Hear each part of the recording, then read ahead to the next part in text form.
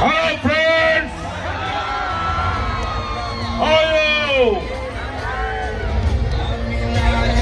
শিরায় শিরায় রক্ত,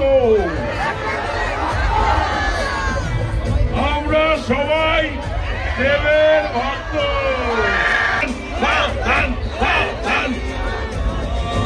20 তারিখে আসছে দিন, আমরা সবাই